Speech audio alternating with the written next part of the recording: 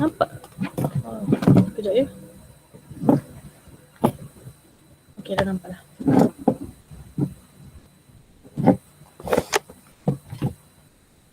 Okey, macam biasa kalau ada soalan boleh open mic terus ataupun boleh tanya dekat chat. Okey? Macam slow sikit internet cikgu hari ni. Sekejap ya.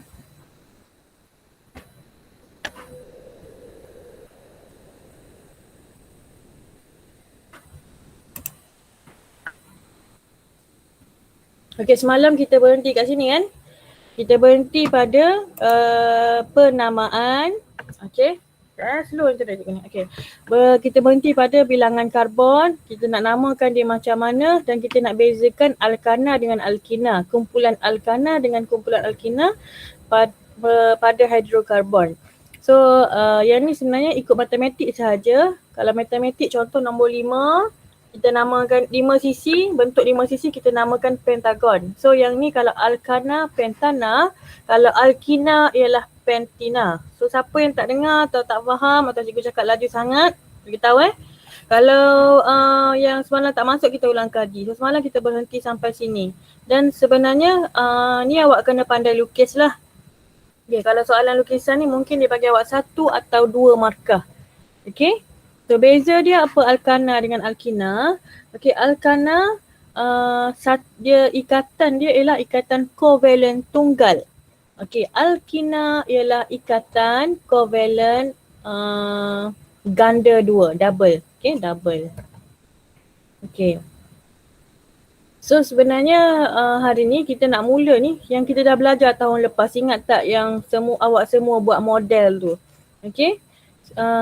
Model sumber tenaga alternatif dan tenaga boleh baharu dalam kehidupan seharian. Okey, kenapa? Apa kaitan dia dengan hidrokarbon? Contoh hidrokarbon ialah bahan api fosil kan. Bahan api fosil seperti petroleum, arang batu, gas asli ni semua ialah sumber tenaga tak boleh baharu. Maksudnya dia akan semakin berkurang dan boleh habis. Ialah sumber dia pun ialah apa tu? Sumber dia ialah apa semalam? Haiwan atau tumbuhan yang telah mati berjuta-juta tahun dahulu. So lama-lama dia jadi bahan api fosil. Tapi kalau semua tu kita asyik guna je sekarang, kita guna dengan banyak kan, so dia akan habis. That's why lah benda ni disebut sekali lagi, sumber tenaga alternatif disebut sekali lagi dalam silibus awak masa tingkatan 5. Tapi awak dah belajar ni masa tingkatan 4. Okay. So tenaga alternatif ni diperlukan untuk bekalkan tenaga, okay, dan untuk menggantikan sumber tenaga yang mudah habis. Kalau tengok gambar ni awak tahulah. Seperti yang ni tenaga angin kan, awak ingat kan? Alamak, jam. Kejap Hari ni data cikgu macam slow. Mungkin sebab tak ada cikgu bateri dia banyak mana jap. Tak ada bateri ke? Masa cas dah. Cikgu sambung pada charger jap.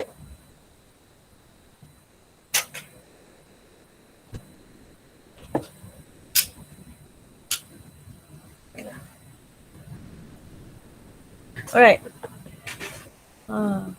Dia hilang.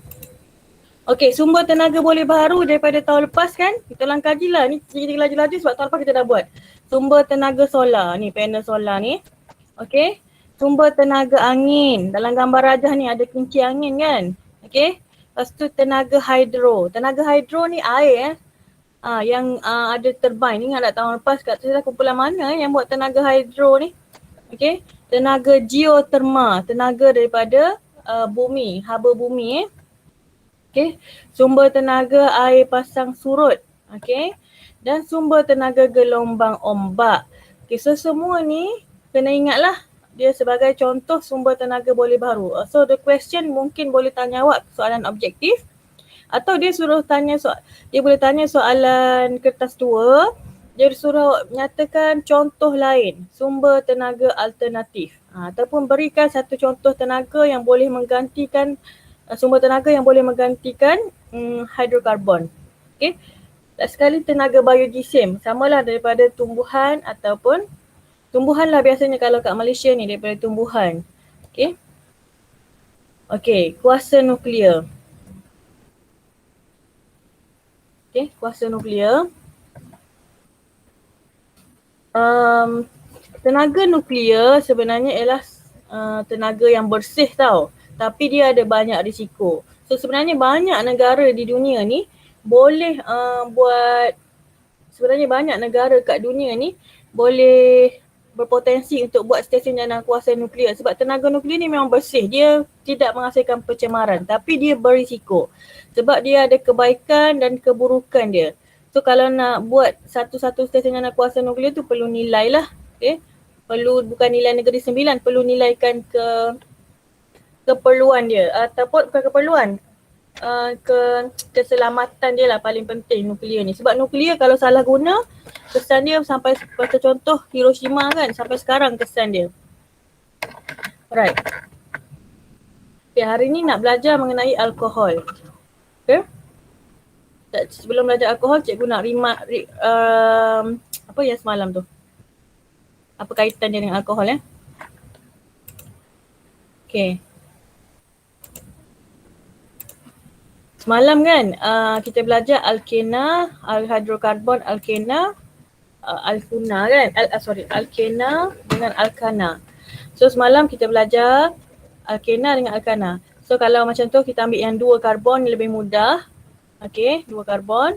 Ini apa ni? Kalau satu ikatan kovalen, okay. Satu ikatan kovalen, ini apa? Alkana ke alkena? Jawab seorang. Alkena ke alkana? Tak tahu suara cikgu dengar ke tak? Alkana. Alkana, very good. Okay, dan semalam juga kita belajar satu jenis hidrokarbon. Terlebih. Okay. Okay. Boleh bagi nama ke ni? Boleh bagi nama tak? Salah ni. Salah ni cikgu lukis. Kenapa salah?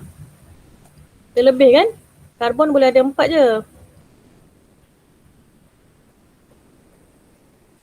Okay. 1, 2, 3, 1 je lagi. Okay, yang ni alkina. Yang ni nama apa ni? Apa nama alkana ni? Apa nama alkana A? Apa nama dia? Apa nama alkana B? Itana. Metana. Nombor 2 apa? Nombor 2 metana. Itina. B itina kan? Kita ni kat sini. Siapa yang tak sampai semalam?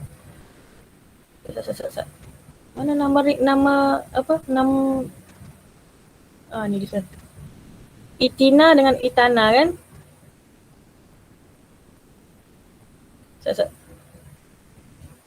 Okay, so ini namanya itina. TE. Beza dia E. Alkana dengan alkina. So hari ni kita nak belajar alkohol. Okay, alkohol macam mana agak-agak?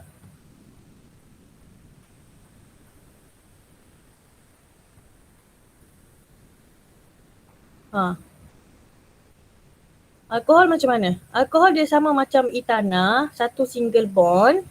Okay. Cuma kumpulan dia ni semua hidrogen kecuali satu OH. Dia punya karbon mesti lagi 4. 1, 2, 3, 4. Yang ni pun 1, 2, 3, 4. Cuma yang ni bukan bersambung dengan hidrogen. Dia bersambung dengan kumpulan OH. Okay, hidroksil. Kumpulan hidroksil. Awak tak perlu tahu pun, cuma cikgu nak cakap kaitannya dengan hidrokarbon ni. Kenapa kita belajar juga alkohol? Sebab alkohol ialah salah satu kumpulan hidrokarbon lah. Okay. So, nama dia macam mana? ET juga. Lebih sebab dia sama macam alkana.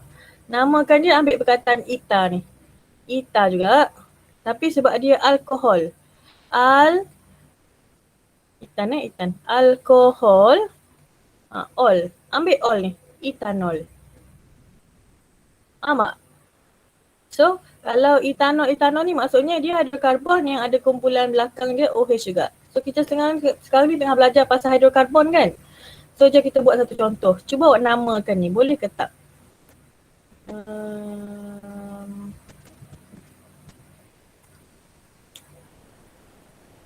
Okay, cuba namakan ni, boleh ke tak? T, T, C, ambil 3 je cukup lah. H, H, H, practice sambil ingat yang semalam. Sambil ingat yang semalam ni. Okay, apa nama ni? Apa nama ni? Apa nama dia? Apa nama ni? Propana kan? Propana. Alkana kan? Okay, sekarang tukar. Dia. Tukar kumpulan dia, jadikan dia sejenis hidrokarbon lain. Okay, jadikan dia sejenis hidrokarbon lain, jadikan dia apa nama dia sekarang awak rasa? Asal nama dia propana. Tadi kan kalau H semua nama dia propana. Tapi bila cikgu tukar OH ni, apa nama dia? Dia dah jadi kumpulan alkohol kan? Dia dah jadi alkohol. Sebab dia ada OH kat belakang, dia dah jadi alkohol. Apa nama dia? Siapa tahu? Kalau cikgu tukar ni. Dia ada 3 karbon. So kalau 3 karbon start dengan huruf P juga. Sama macam atas ni. Sampai mana kita nak stop? Sampai huruf apa? Propa je. Propa je. Sampai huruf apa? Propanol. Ambil sampai N.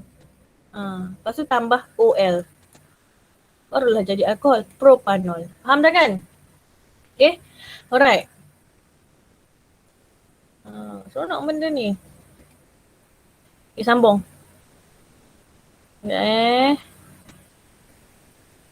So kita nak belajar hari ni alkohol. So alkohol ni kalau yang awak tahu sekarang memang famous lah alkohol. Sebab semua orang ada alkohol kat rumah. Dalam bentuk apa alkohol kat rumah awak? Semua orang kalau pergi mana-mana pun mesti bawa alkohol sekarang. Dalam bentuk apa? Betul tak? Sebelum ni kalau sebut alkohol je, sebelum ni kan sebelum wabak COVID ni, kalau cikgu sebut alkohol je kan, pelajar Muslim lah. Very good hand sanitizer. Sebelum ni kalau cikgu sebut alkohol je, pelajar Muslim terutamanya dia akan cakap, cikgu alkohol tu haram lah. Sebab dalam minda kepala pelajar kita ni dulu, alkohol tu arak je. Bukan. Okay. Alkohol tu dia ialah sebenarnya sejenis hidrokarbon, dia boleh jadi macam-macam. Dia boleh jadi minuman arak tadilah. Dan sebenarnya dia boleh jadi juga hand sanitizer. Tapi jangan pula cakap, jadi cikgu hand sanitizer haram lah. Tak. Arak tu haram sebab awak minum dia. Okay. Hand sanitizer ada ke yang minum? Tak kan? Sebab alkohol ni dia sejenis kumpulan hidrokarbon. Okay.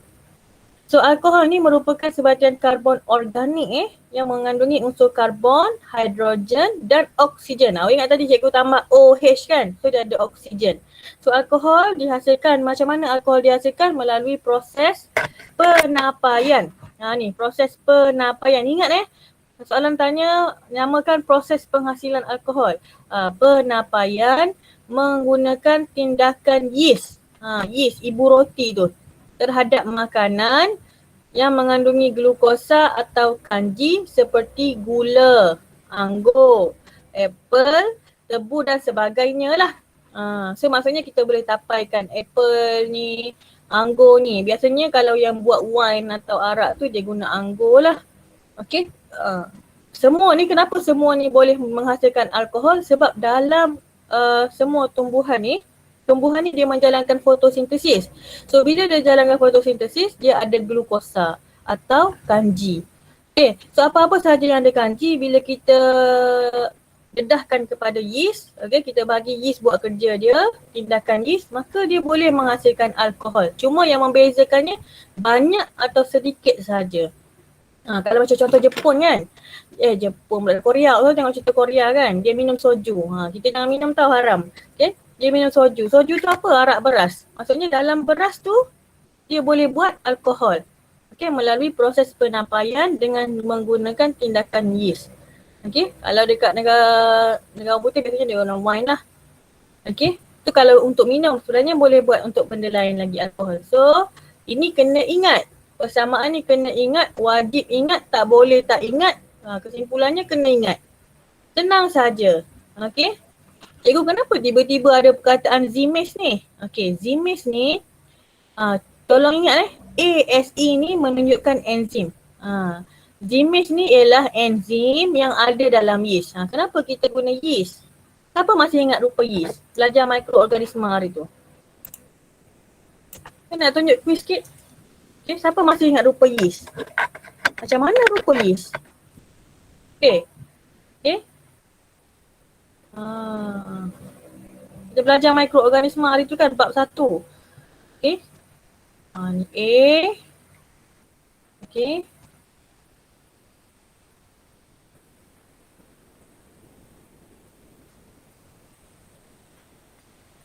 Okay. Tak cantik dia tulis B.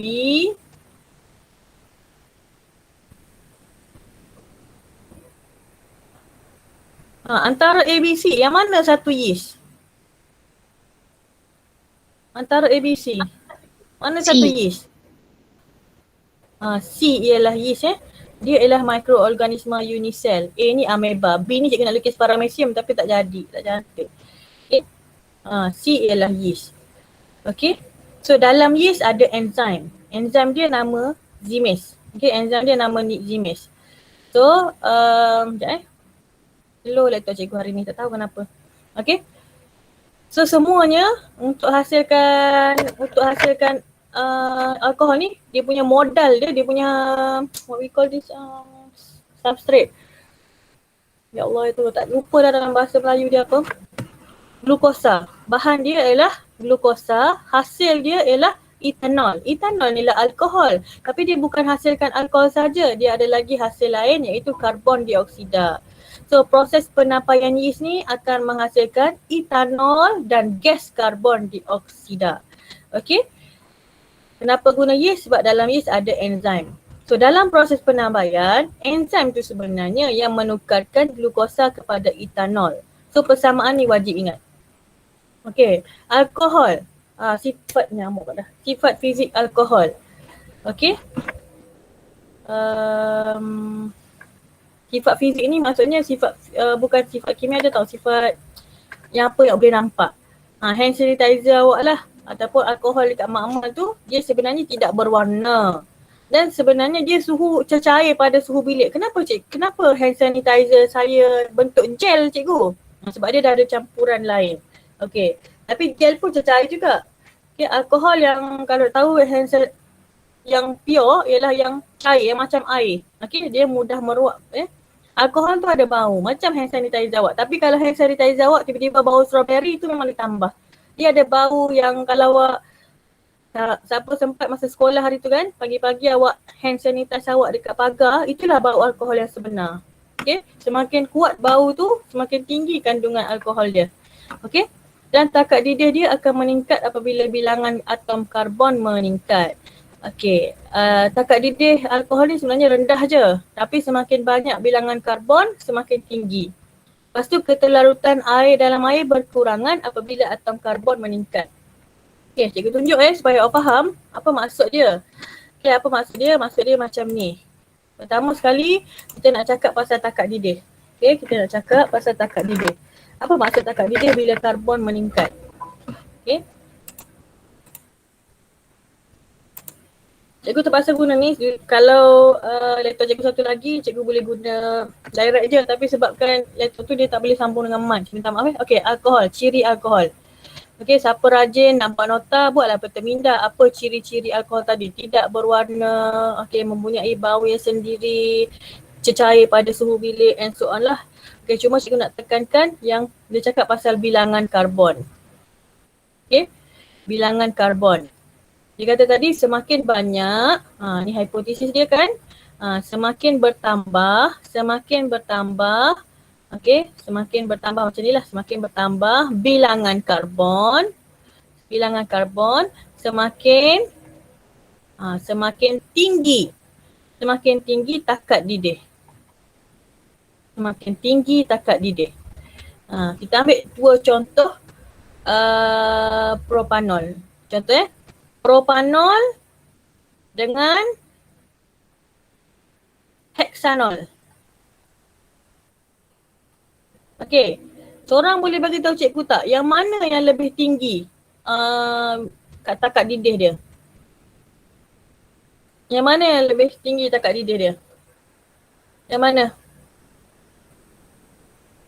Yang mana yang lebih tinggi takat didih dia? Propanol ke heksanol? Jangan takut, jawab je. Propanol ke heksanol? Siapa yang malu nak buka mic, jawab dekat chat. Cikgu nampak. Propanol tinggi. Propanol lebih tinggi daripada heksanol, betul ke? Ni, semakin tinggi bilangan karbon, semakin tinggi takat didih. Yang mana? Propanol ada berapa karbon? Propanol ada berapa karbon? Ingat, propanol ada berapa karbon? 3. Heksanol ada berapa? Heksanol ada berapa karbon? 6. 6. Heksagon, 6. So, siapa yang lebih banyak karbon? Propanol ke heksanol? Heksanol kan? So, siapa yang lebih tinggi takat didih? Siapa yang lebih tinggi takat didih dia? Heksanol ke propanol? Heksanol. Heksanol. Semakin tinggi bilangan karbon dia, semakin tinggi takat didih dia. Okey, yang kedua ialah berkaitan dengan bilangan karbon juga selain daripada takat didih ialah keterlarutan dalam air. Semakin tinggi bilangan karbon, semakin rendah, semakin tak larut, semakin rendah keterlarutan dalam air. Okey. So antara propanol dengan heksanol, yang mana yang lebih larut? Lebih mudah larut. Bila masuk dalam air tu dia lebih mudah larut. Yang mana? Propanol ke heksanol? Keterlarutan. Heksanol. Heksanol lebih mudah larut. Betul? Semakin semakin tinggi bilangan karbon, semakin rendah keterlarutan. Semakin rendah keterlarutan ni maksudnya semakin susah larut. Yang mana?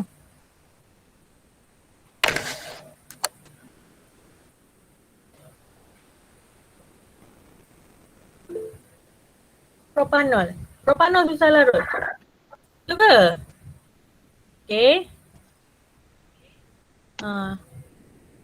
Kita isi propanol. Kita isi heksanol. Okay, katakan yang ni cikgu bagi 2 pilihan masa. Yang ni ambil masa 10 saat nak larut. Satu lagi 30 saat nak larut. Siapa yang ambil masa 10 saat? Propanol ke heksanol nak larut sepenuhnya? Okay. Soalan macam ni balik kepada konsep asal dia. Siapa yang paling banyak bilangan karbon? Heksanol kan? Heksanol kan? Balik pada hipotesis dia, semakin tinggi bilangan karbon, semakin rendah keterlarutan air dalam air dia lah. Jadi yang dalam soalan ni, siapa yang paling tinggi? Heksanol kan? So dialah yang paling susah. Okay, dialah yang paling susah nak larut. Dialah yang 30 saat. Dia tak sama macam tadi. Graf ni kan, kalau graf takat didih bentuk dia macam ni. Sebab dia semakin meningkat dengan meningkat. Okay, so bentuk graf dia ialah X, Y macam tu. Tapi graf untuk yang ni bentuk dia macam ni. Faham? Semakin meningkat bilangan karbon, semakin susah, semakin menurun, semakin rendah keterlarutan dalam air. Siapa tak faham? Kalau tak faham tulis dekat chat. Cikgu terangkan terus ni. Soalan ni boleh masuk soalan objektif dan juga boleh juga kalau nak masuk soalan subjektif pun. Siapa tak faham soalan ni? Kalau tak faham cikgu bagi contoh lain. Tak apalah lambat sikit pun bukannya ni. Yang penting pada cikgu awak faham. Okay. So sekarang kita tengah bincang pasal 2 benda. Yang pertama takat didih. Okay. Kalau faham cikgu nak tanya soalan ni. Okay. Yang kedua ialah apa tadi? Keterlarutan. Keterlarutan dalam air. Syakir. David dah left. Kenapa tak ni? Masuk balik. Keterlarutan dalam air. Okey. Cikgu pilih 2 contoh lain supaya awak biasakan dengan nama dia. Butanol dengan etanol. Okay, pertama sekali dua-dua ni kita kena decide bilangan karbon dia. Yang ni Kak Didih macam mana bentuk hipotesis dia? Macam mana bentuk hipotesis dia? Semakin meningkat kan? Kalau meningkat apa bilangan karbon? Yang ni hipotesis dia semakin meningkat, semakin rendah. Okey. So bagi tahu cikgu, Kak Didih siapa yang lebih tinggi? Semakin meningkat bilangan karbon melawan Kak Didih. Okey. Butanol dengan etanol, yang mana yang mempunyai karbon yang lebih banyak? Butanol dengan etanol, yang mana yang mempunyai karbon lebih banyak? Boleh jawab dekat chat. Butanol. Butanol ke etanol? Etanol. Etanol. Betul? Etanol ada berapa C? Berapa karbon etanol? 2. 2. Butanol? 4. 4. Jadi siapa yang mempunyai takar dia lebih tinggi? Butanol. Butanol. Sebab dia ada bilangan karbon. Semakin tinggi bilangan karbon, semakin tinggi bilangan karbon, semakin tinggi takat didih. Yang tu cara dia. Okey, balik ni. Etanol ada 2 karbon, butanol ada 4 karbon. Okey, yang ni semakin tinggi bilangan karbon, semakin rendah, semakin susah dia nak larut dalam air. So siapa yang lebih mudah larut? Siapa yang lebih mudah larut? Maksudnya akan larut dengan cepat. Butanol ke etanol?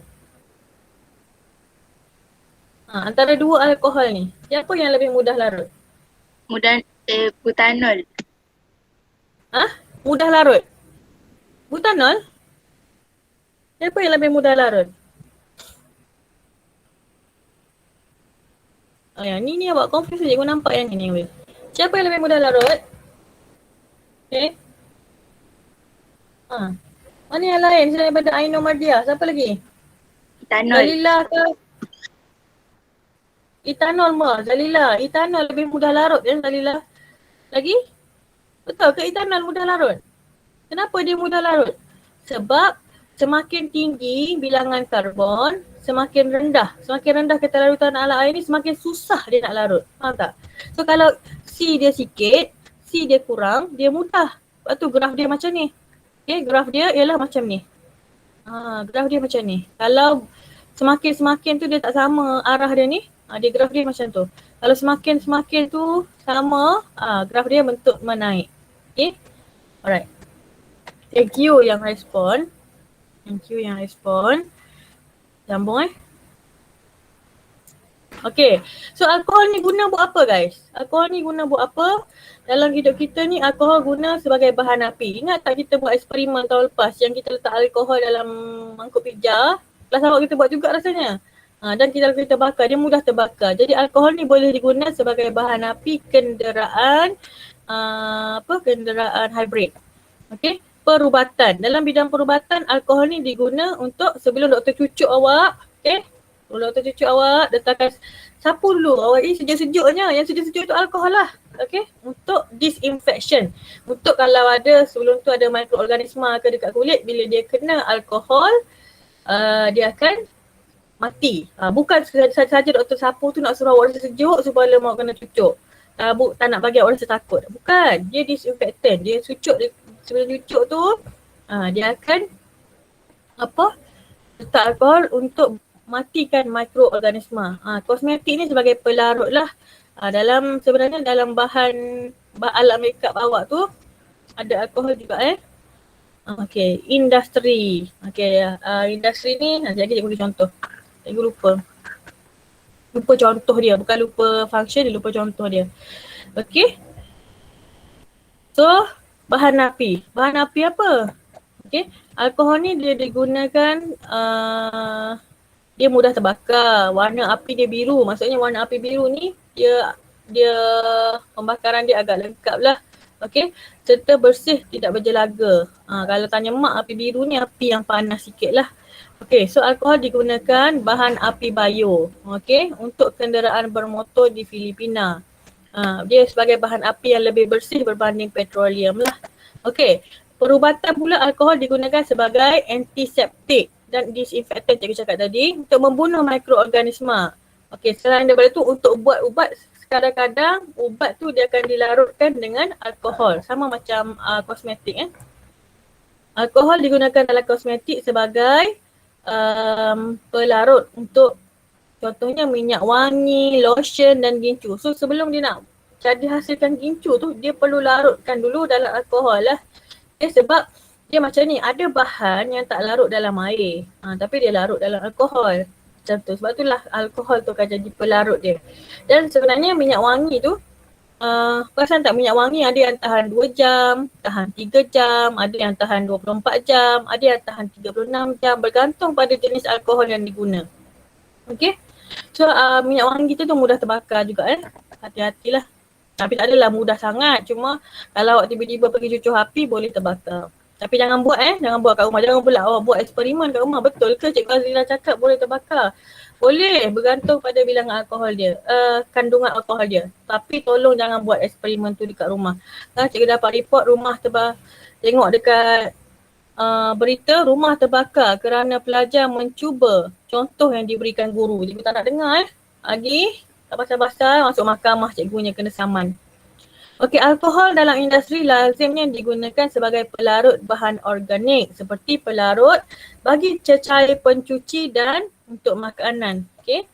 So alkohol juga digunakan untuk tindak balas pembentukan ester. Minyak wangi lah. Ester tu wangian. Okey, yang boleh digunakan contoh ester ialah wangian yang boleh digunakan sebagai pemprosesan makanan, kosmetik dan sebagainya. Maksudnya industri dalam skala besar dia guna benda ni untuk hasilkan kosmetik dan sebagainya lah. Okay, etandiol. Apa pula tu etandiol cikgu? Etandiol merupakan sejenis alkohol yang digunakan sebagai anti beku dalam industri. Okay, walaupun soalan tak tanya, cikgu nak tunjuk juga apa tu etandiol. Okay, sebab alang-alang awak dah tahu etanol macam tu kan.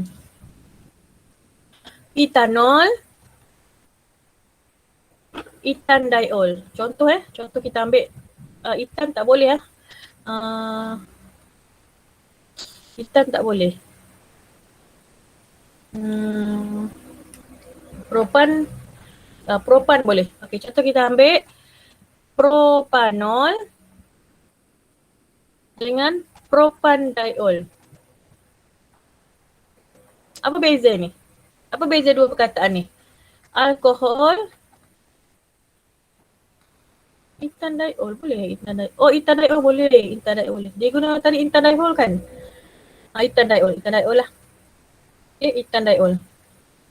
Okay, potong ni. Etandiol alkohol, etanol dan etandiol.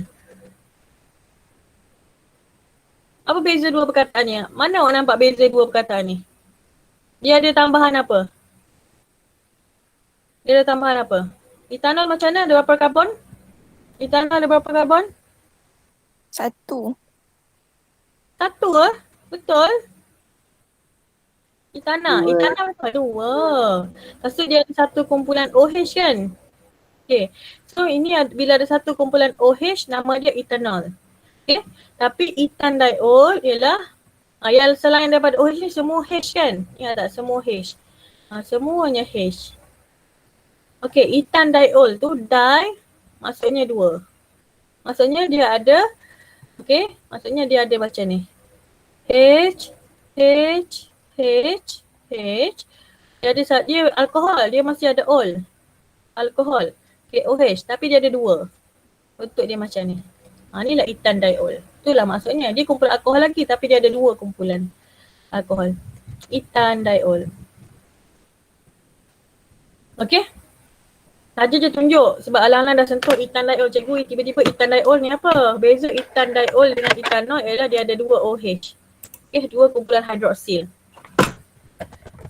Okay, ambung kesan pengambilan alkohol. Ni kenapa alkohol diharamkan dalam Islam lah. Okay. Sebab pertama ialah alkohol ni boleh menyebabkan ketagihan. Bukan orang Islam je dia boleh sebabkan ketagihan. Semua orang yang mengambil alkohol secara berlebihan akan menyebabkan ketagihan. Cikgu, saya guna hand sanitizer banyak tu tak ketagih pun. Hand sanitizer awak tak minum dan tolong jangan minum. Okey, ni maksudnya alkohol yang diambil secara ingestion. Awak makan, awak minum dia. Okey? Awak minum dia. Alright. Ketagihan yang pertama. Yang kedua, ketagihan alkohol ni dia akan menyebabkan kesan sosial. Okey. Biasanya orang yang ketagihan alkohol ni dia mabuk. So bila dia mabuk dia akan mengganggu ketenteraman masyarakat.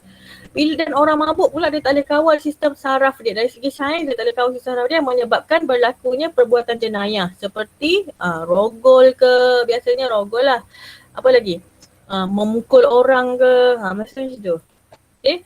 So orang yang mengambil berlebihan mabuk dan satu lagi yang ni, yang famous dekat Malaysia ni ialah pemanduan secara berbahaya dan pergaduhan. Biasanya orang mabuk ni kalau dia bawa kereta bahayalah. Dia boleh apa? Lawan arus sebab dia tak sedar. Okay. Macam mana pula kalau ibu mengandung yang ambil alkohol? Ada orang yang ketagih ni dia tak kira dah dia sedang mengandung ke apa, dia tak fikir dah baby dalam perut dia tu. So orang yang mengandung kalau dia ambil alkohol secara berlebihan dia akan menyebabkan kecacatan kepada bayi dia. Tolong cikgu ingat kecacatan tu dikenali sebagai apa? Tolong cikgu ingat kecacatan tu dikenali sebagai SFA. Sindrom Fetal Alcohol. Sindrom Fetal Alcohol. Tolong ingat ni. Kalau kepada bayi dia, apa bayi dia akan kena kalau mak dia ketagih alkohol? Okey, tak adalah bayi dia ketagih alkohol juga, tak. Tapi anak dia akan cacat dan mengalami sindrom fetal alkohol. Okey. Apa tu? Sindrom fetal alkohol ni bayi tu mempunyai kepala dan otak dia bersaiz kecil. Okey, awak tengok baby ni. Okey, kalau kita tengok keseluruhan kepala dia bersaiz kecil lah. Okey, muka dia tak normal. Nampak kan muka dia tak normal. Okey, dan pertumbuhan dia akan terbantut. Kesian dia. Ni salah satu contoh lah kesan alkohol ni. Bila dah dewasa Okey. Kepala dan otak saiz kecil. So dalam slide ni apa yang kena ingat? Yang pertama nama sindrom tu dan ciri sindrom tu. Okay, ciri dia adalah satu, kepala otak saiz kecil, muka tidak normal dan yang ketiga pertumbuhan akan terbantut lah. Okey. Tapi kalau kepada orang yang minum tu pula, tadi kepada baby bagi mak yang mengandung, sekarang ni orang tu sendiri. Apa jadi pada orang tu sendiri? Pada orang yang ketagih alkohol. Yang pertama pada otak lah. Okey. Kerosakan sel otak, lepas tu koordinasi dan sistem saraf terjejas. Ni menyebabkan keseimbangan badan dia terganggu. Inilah yang menyebabkan orang yang mabuk tu kalau dia bawa kereta dia kemalangan. Dia sebab dia suka nak menganggar jarak. Dia kan nampak jauh lagi ni so dia jalan. Padahal dekat dah. Okey, mata dia menjadi kabur. Lepas tu kadar pernafasan dia akan meningkat. Okey, jantung dia kadar degupan jantung meningkat dan tekanan darah tinggi. Buruk banyak kesan alkohol ni. Cikgu baca cepat-cepat sebab yang ni insyaAllah kalau awak buat revision, awak buat nota, nak sampai jawab soalan modul, awak boleh tahu jugalah. Tahu ke tak tahu bahawa orang yang mabuk ni, orang yang minum ketagih alkohol ni boleh menyebabkan dinding perut dia mengalami pendarahan. Sebab alkohol kalau awak kena dekat tangan kan, awak selalu pakai hand sanitizer pun awak terasa sifat dia boleh mengakis sikit-sikit. Tapi kalau banyak pun awak terasa dia kulit akan jadi kering. Samalah macam tu kat dalam perut, dia akan menyebabkan pendarahan dalam perut, seterusnya menjadi ulcer. Ulcer yang kat bibir tu tapi dekat perut. Boleh bayang tak? Dia sentiasa lembab. Okey? Lepas tu hati dia rosak Tolong cikgu ingat yang ni. Kalau dalam peperiksaan mesti pelajar selalu jawab kanser hati. Okey? Kalau dia nak rajin sikit dia tulis sel hati mati. Okey? Kerosakan sel hati. Semua berkaitan hati. Tapi satu lagi yang tak ada berkaitan hati tapi memang berkait dengan hati. Sirosis. Sirosis ni dekat hati je. Sirosis. Tolong ingat perkataan sirosis. Hati dia akan mengalami sirosis. Okey? So ginjal dia akan alkohol ni boleh disingkirkan. Okay, sebab tu kalau polis kan dia boleh tahu awak mabuk ke tak. Tapi disebabkan bila awak ambil terlalu banyak, orang yang ambil terlalu banyak alkohol, ginjal dia akan menjadi rosak sebab dia terlalu aktif nak buang alkohol berlebihan dalam badan. Okey. Lepas tu dia akan selalu rasa nak pergi toilet lah. Pembuangan air kencing menjadi lebih kerap. Boleh tak setakat ni alkohol? So hari ni kita dah belajar mengenai tenaga alternatif. Okay. Kita dah belajar mengenai alkohol. Boleh lagi ke tak? Boleh lagi ke tak?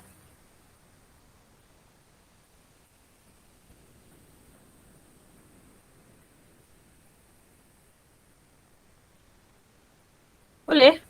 Boleh lagi ke tak? Setakat ni. Okey lagi ke tak ni? Kalau okey cikgu nak sambung. Kalau tak okey, kalau blur, cikgu tak sambung dulu. Kita rehat dulu 2 minit. Nak rehat 2 minit? Okay. Okey. So selain daripada etanol, hidrokarbon yang lain ialah lemak. Cuba tengok gambar rajah ni. Kita cuba tengok gambar rajah ni. So yang hitam ni ialah karbon So ni ialah bentuk hexagon ni, bentuk sama ada hexanol lah. Ni hexanol. Ni lah bonding dia tu. Ikatan kovalent tu. 1, 2, 3, 4, 5, 6. So ada 6 karbon. 1, 2, 3, 4, 5. So mungkin yang ni ialah hexana. Okay, hidrokarbon seterusnya ialah lemak. Lemak. Yang ni pun rasanya mudah je sebab dah belajar masa tingkatan 3 lagi. Lemak ialah sejenis sebatian karbon yang mengandungi unsur karbon, hidrogen dan oksigen. Sama macam alkohol tadilah, cuma susunan dia berbeza lah. Okay. So semua ni lemak. Kacang ni, okay. Minyak kelapa. Ni pun nampaklah lemak dalam daging ni. Susu pun ada lemak Okay, bukan protein je, susu pun ada lemak. So lemak ni wujud dalam keadaan dua keadaan. Lemak boleh jadi pepejal, ni yang warna putih-putih ni. Atau dia boleh jadi cecair. So lemak yang berkeadaan pepejal pada suhu bilik lazimnya, kalau dia pepejal pada suhu bilik lazimnya daripada sumber haiwan. Contohnya ayam, lembu, ikan. Kalau dia cecair pada suhu bilik, lazimnya berasal daripada sumber tumbuhan seperti kelapa sawit, minyak kelapa, tu contoh dia lah. Soya. Kalau daripada tumbuhan, welcome Syawkina. Kalau daripada tumbuhan biasanya dia cecair. Kalau ni dia biasanya ialah apa tadi tu? Haiwan. So lemak ni dia ada tepu dan tak tepu. Dia sama macam hidrokarbon yang lain, dia ada lemak tepu dan lemak tak tepu. Masih ingat tak apa maksud tepu dengan tak tepu? Masih ingat tak maksud tepu dengan tak tepu? Antara alkana dengan alkina, yang mana tepu, yang mana tak tepu? Sebutkan yang, seorang sebut cikgu. Yang mana, sebenarnya cikgu boleh diri je tapi cikgu lebih mudah buat macam ni. Yang mana tepu dan tak tepu? Oh sekejap, pen cikgu jatuh. Tak ada masa ada benda jatuh. Sekejap pen cikgu nak tulis jatuh. Alkana? Alkana tepu Alkana tepu. Kita tengok betul tak kawan kita cakap. Alkana tepu. Alkena tak tepu. Kenapa cakap macam ni? Sebab apa? Sebab apa awak kata dia tepu? Sebab apa awak kata dia tak tepu? Kenapa? Kita ambil satu contoh alkana yang dua karbon. Kenapa dia tepu? Kenapa dia tak tepu? Cikgu dah tulis dah jawapan ni. Sebab apa? Sebab ikatan kovalent dia ialah tunggal. Dah tak boleh dah nak bond tu nak di break the bond. Tak boleh nak putuskan lagi. Yang ni dia tak tepu sebab yang ni masih lagi kita boleh tukar dia alkena jadi alkana. Boleh jadi macam ni.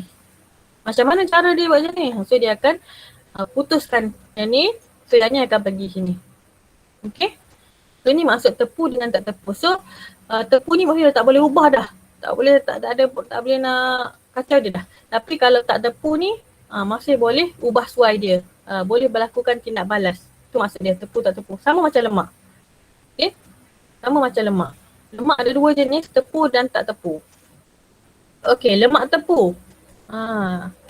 Lemak, kita pergi persamaan dulu. Soalan ni boleh keluar soalan berapa markah ni? Soalan 4 markah sayang Soalan 4 markah. Kertas 2 boleh keluar. Okay, persamaan dia. Tepu ke tak tepu, dua-dua ada unsur karbon, unsur hidrogen dan unsur oksigen. Tu persamaan dia. Dua-dua ialah sebatian organik yang ada unsur karbon, hidrogen. Lemak ni minyak ke lemak haiwan ke, dua-dua ni tak larut dalam air. Cubalah larutkan minyak. Berapa lama dia nak larut? Dia tak boleh larut. Okey. Sumber penting bagi asid lemak dalam badan lah untuk kita. Okey. Dan juga untuk ni. So beza dia, lemak tepu ni, lemak tepu daripada haiwan. Okay. Lemak tak tepu daripada tumbuhan. Kalau macam tu awak dah tahu dah lah keadaan pada suhu bilik dia. Kalau daripada haiwan dia ialah pepejal. Kalau daripada tumbuhan dia ialah cecair. Okay. Takat lebur. Okay, macam mana nak leburkan dia? Okay.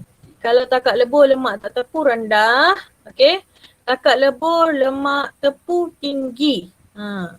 Bilangan atom hidrogen belum maksimum. Lemak tak tepu ni belum maksimum. Kalau yang ni maksimum. Sama macam tadi lah. Ni. Yang ni. Ni. Apa maksud bilangan hidrogen dia? Contoh ni. 1, 2. Kita ambil yang ni contoh Dia CHO kan?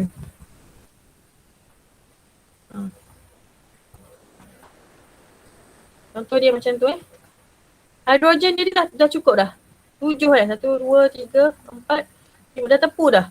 Tapi kalau yang ni, lemak tak tepu, belum maksimum. 2. Ni, nampak tak? Baru berapa? Baru 3. 1, 2, 3. Tapi kalau tepu, dia dah maksimum dah. Sebab semuanya dah ada ikatan dia. Yang ni, belum lagi. Kalau kita break the bond ni, kita boleh tambah lagi 2 hidrogen. Belum maksimum. Tu maksud dia. Okay. Tu maksud bilangan hidrogen. Hidrogen tahu bukan karbon. Bilangan atom hidrogen dalam molekul lemak tu, kalau lemak tak tepu belum maksimum. Tapi kalau lemak tepu dah maksimum. Boleh lagi tak? Bila dah maksimum boleh lagi tak penambahan atom hidrogen? Okay, untuk lemak tepu dah tak boleh. Macam tadi lemak tak tepu masih boleh tambah. Bila kita putuskan, bila berlaku tindak balas dia putuskan hidrogen covalent bond tadi, ikatan covalent tadi dia masih boleh tambah hidrogen. Okey. So sebenarnya lemak ni mengandungi kesan pengambilan yang mestilah kalau awak tahu biasanya awak akan cakap, cikgu kalau ambil banyak lemak akan gemuk je lah. Itu je lah yang kita tahu kan yang biasanya. Tapi sebenarnya ada lagi kesan-kesan lain lah. Okey, walau bagaimanapun lemak ialah komponen yang penting. Maksudnya bukan kena ambil. Cikgu tak nak lah ambil lemak langsung. Tak boleh lah, tak nak lah nanti gemuk. Biasanya orang perempuan lah takut. Tak boleh. Dia penting kena ambil juga. Okey, sebab dia pun sebenarnya sumber tenaga dan ada function lain. Okey. Pengambilan lemak yang berlebihan terutama lemak tepu. Okey. Terutama lemak tepu akan meningkatkan aras kolesterol dalam darah. Dia akan menyebabkan kolesterol tinggi. Maksudnya yang suka makan lemak haiwan pula. Dan menjejaskan kesihatan. Okay, comel je mentega ni kan. Mentega. Cheese ni cheese. Okay. Okay. Gambar telur. Tiba-tiba ada gambar telur. Yang mana yang bahagian lemak? Bahagian telur putih ke telur kuning? Orang lelaki tahu ni sebab biasanya umur 14 ni dia dah mula dah fikir pasal nak jaga makan, nak body sadar kan. Antara telur kuning dengan telur putih, yang mana bahagian yang banyak lemak? Cuba tengok ni, Syah dia dah pecah kepala dia. Antara telur kuning dengan telur putih, yang mana bahagian banyak lemak? Cepat seorang jawab. Telur kuning cikgu.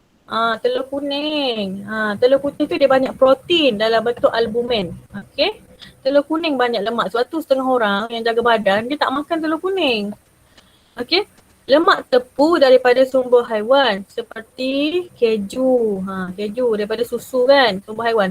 Telur, lemak tepu mentega dan daging sebenarnya mempunyai kolesterol yang tinggi sebab daripada haiwan. Kolesterol dalam badan manusia ni penting. Untuk apa? Untuk membentuk membran sel. Okay. Untuk hasilkan jus empedu dan untuk hormon seks serta penghasilan vitamin D. Hormon seks tu seperti testosteron dan so on lah. Vitamin D pada kulit yang terdedah kepada cahaya matahari penting. Kena ada juga kolesterol. Tapi kena kawal. Okay. Sebab kalau tak kawal dia jadi macam ni. Sakit jantung. Macam mana boleh sakit jantung? Okay. Kalau tak kawal, dia akan menyebabkan batu karang, hempedu dan jaundice. Kenapa? Apa kaitan dia? Tengok slide tadi. Okay. Sebab kalau ambil banyak banyak lemak lemak tepu akan menghasilkan jus hempedu, kan? Memang fungsi lemak tepu hasilkan jus hempedu, tapi kalau kita ambil banyak, jus hempedu tu akan jadi berlebihan. So dia akan jadi batu karang hempedu dan jaundice kuning. Okay. So mendapan kolesterol pada dinding arteri dan arteriosklerosis lah. Dia akan menyebabkan ni. Nampak tak? Ini arteri awak. Salur darah ni kita panggil arteri. Okay. Ni step 1, step 2, step 3. Macam ni. Mula-mula ni kalau mendapan tu sikit banyak darah boleh lalu. Okay, clear, smooth je jalan untuk darah lalu. Darah bawa oksigen. So dia kena lalu untuk hantar oksigen kepada seluruh badan. Tapi semakin lama, semakin banyak kolesterol mendap pada salur darah ni, okay, semakin kurang darah yang boleh lalu. Nampak tak? So bila macam ni, bila ruang sempit, tekanan darah akan jadi tinggi. Tengok lama-lama tertutup terus macam ni, block. Bila block ni lah berlaku sama ada serangan jantung atau stroke. Okay, stroke. Okay, cuba tengok ni. Cuba tengok gambar orang ni. Dia warna kuning kan? Muka dia kuning, mata dia kuning, gigi dia je putih. Dia terkena jaundice. Okay, terkena jaundice lah sebab tinggi kolesterol mungkin. Kalau baby yang baru lahir, tinggi kolesterol tu, jaundice tu bukan sebab kolesterol sebab kandungan bilirubin dalam hati dia banyak. Okay, batu karang. Ni, nampak tak batu-batu ni wujud dalam hempedu lah. Okay, batu karang hempedu. Kolesterol berlebihan dalam darah dapat membentuk batu karang hempedu yang menyekat salur hempedu. So dia akan blok salur hempedu. Lepas tu salur hempedu tersekat boleh menyebabkan jaundice. Ni kena ingat sebab ayat ni dia bersambung. Mula dengan kolesterol dalam darah, bila dia banyak, dia akan membentuk batu karang. Batu karang akan sekat salur hempedu. Bila salur hempedu tersekat boleh menyebabkan jaundice. Orang tu muka dia warna kuning lah. Badan dia pun sebenarnya kuning. Ini arteri. Okay, kelas, kalau soalan suruh label, ini salur darah kita. Awak anggap dia macam straw. Okay, straw. Straw kan ada lubang kat tengah-tengah kan? Lubang ni namanya lumen. Okay, lubang ni lumen normal, dia lubang ni besar. Okay, cukuplah untuk laluan sel darah merah kita. Tapi apabila berlaku mendapan kolesterol, lumen ni akan jadi lebih sempit. Okay, lebih sempit. Okay, so salur darah nak lalu jadi susah nak lalu, sempit. Okay, sikit je boleh lalu. Jadi tekanan darah akan jadi tinggi. Sebab macam awak lah, kalau duduk pada ruang sempit awak akan tertekan. Okay, kolesterol berkumpul menyebabkan lumen arteri menjadi semakin sempit. Lumen ni ruang Lumen ni tak ada apa-apa, ruang. Ruang tu kita panggil lumen. Okay. Tapi bila ada kolesterol, dia akan sempit lah. Lumen arteri yang sempit mengganggu atau menyekat aliran darah dalam keadaan yang dikenali sebagai arteriosklerosis. So soalan tanya, apakah maksud arteriosklerosis? Arteriosklerosis ialah keadaan di mana lumen arteri menjadi sempit. Okay, jadi sempit. Okay, mendapan kolesterol pada bahagian dalam dinding arteri. Tengok gambar ni pun dah takut dah. Okay, tengok gambar ni pun rasa macam takut je. Darah ni bawa oksigen. Tapi kalau darah ni tak boleh lalu, oksigen tak sampai, itulah yang menyebabkan stroke dan sebagainya lah. Arteriosklerosis ialah keadaan. Okay, cikgu ulang balik. Arteriosklerosis ialah keadaan di mana salur darah, lumen darah menjadi sempit. Okay, disebabkan oleh mendapan kolesterol. So arteriosklerosis ni boleh menyebabkan hipertensi atau penyakit darah tinggi. Ialah tekanan kat sini ni, tekanan. So tekanan kat sini akan jadi tinggi sebab nak lalu tu dia macam jam. Jalan jam, ada roadblock. Ada SGR, sekatan jalan raya kat situ. Boleh? Okay, so stroke ialah apabila arteri yang menuju ke otak stroke ni arteri yang menuju ke otak tersumbat ataupun boleh jadi pecah terus. Bila tekanan terlalu tinggi, dia pecah. Macam kena kena tolak-tolak. Salur darah awak kat dalam tu kena tolak. Tekanan tinggi-tinggi, lama-lama pecah. Dan serangan jantung yang dapat membawa maut. Okay. Belum tu cikgu nak tunjuk sikit lah beza beza stroke dengan arteri. Walaupun soalan tak tanya, bukan soalan tanya, biar awak tahu macam mana sebenarnya boleh jadi serangan jantung dan ni, stroke ah. Sekejap.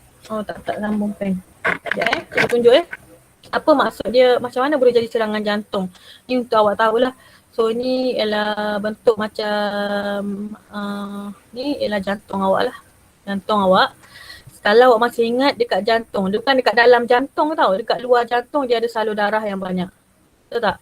Dekat luar jantung ni dia ada salur darah yang banyak. Okay. Yang boleh jadi serangan jantung tu, ni salur darah kan. Sama macam tadi bila kita lukis lumen, okay. Sebenarnya lumen ni saiz dia besar. Okay, saiz dia besar. Tapi ni lah bila cikgu potong sini, cikgu zoomkan dia. Macam ni lah bentuk dia. Yang di luar jantung tau, bukan dalam jantung. Okay. Koronari ni, arteri koronari ni, okay. Bila kolesterol banyak, dah lah salur ni kecil. Salur kolesterol banyak pula kat sini. Okay, sehingga dia blok. Apa tugas jantung? Tugas jantung ialah untuk pam darah kan.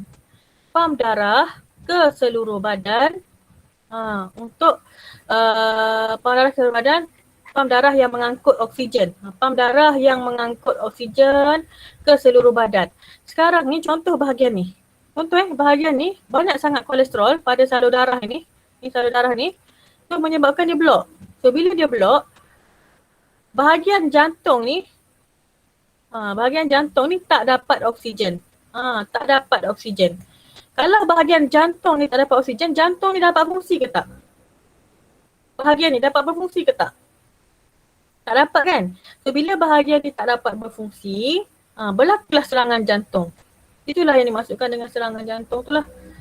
So jantung tiba-tiba tak dapat nak pam darah.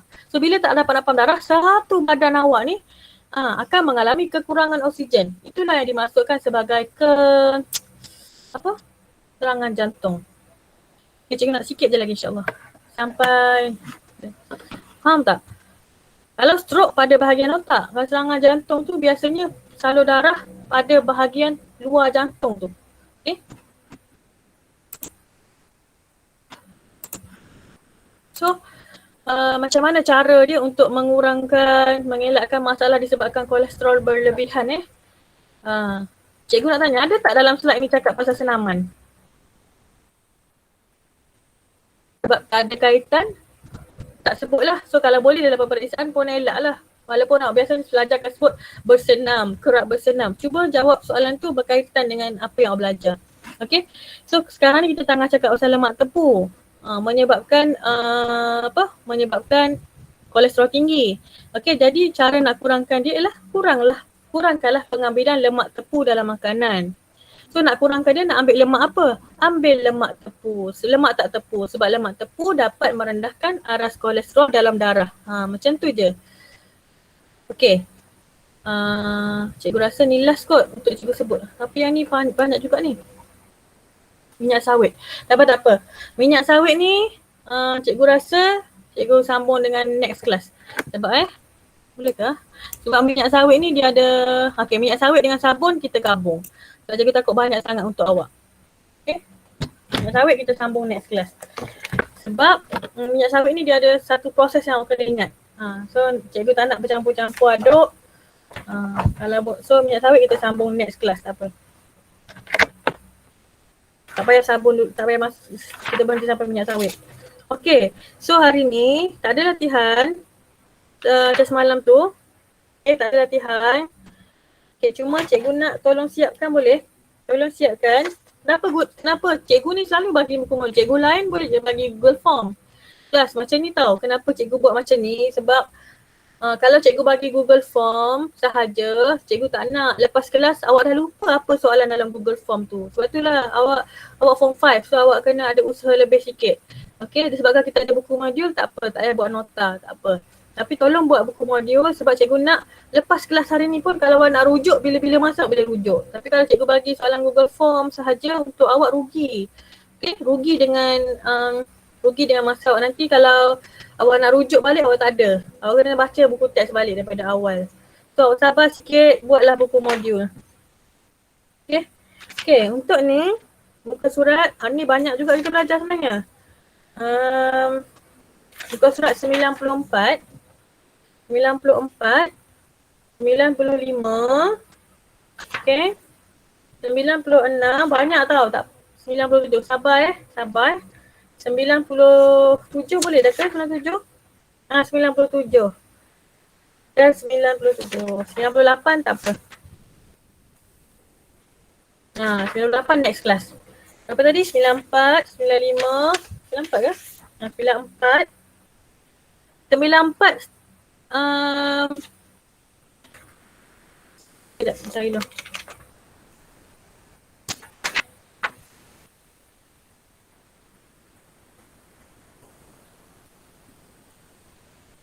Alah, ni kena buat eksperimen. Sekejap Okey, tak apa. 94 sampai 95, 96, 97. Sampai situ je. 4 ni sama macam semalam. Cikgu akan createkan satu room dalam Google Classroom supaya latihan tu tak hilang. Untuk awak ambil gambar lah. Cikgu boleh check nanti bila awak buka sekolah tapi tak tahu bila buka sekolah. So bila free cikgu akan check dekat Google Classroom tu. Okay, 94 sampai 97. Boleh tak kelas? Okay, boleh ke tak? Boleh. Tolong tulis nama dekat, tak bagi nama lah, cikgu nak check. Ni, cikgu check dekat ni jap. Ambil kehadiran ni. Okay. Nanti so next class kita akan sambung apa tadi? Next class kita akan start dengan apa? Next class kita akan start dengan apa? Next class kita akan start dengan apa? Kelapa sawit. Minyak sawit. Very good. Alert. Maksudnya alert. Okay. Sekejap, cikgu nak ambil ni.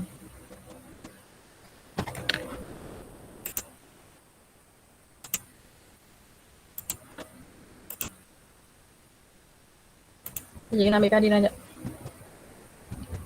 Nanti cikgu akan create macam semalam. Turn in dekat sana.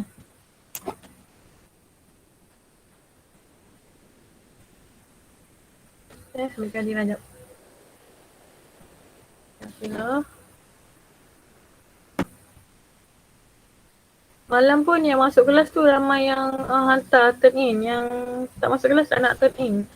Mungkin sebab tak tahu kot. Sebenarnya cikgu rasa bersalah terpaksa buat Google Meet ni. Sebab Google Meet ni makan banyak data.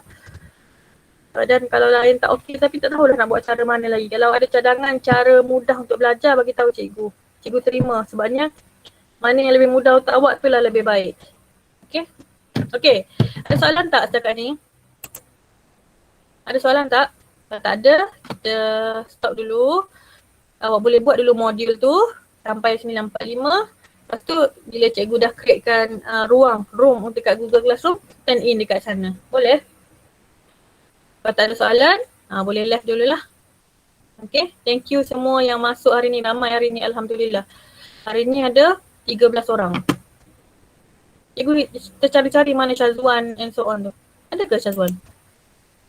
Ada Haikal. Yang ada masalah ke? Okay, kalau tak ada masalah boleh left dululah. Terima kasih, Cikgu. Sama-sama. Semua thank you yang respon masa cikgu mengajar. Terima kasih, Cikgu. Sama.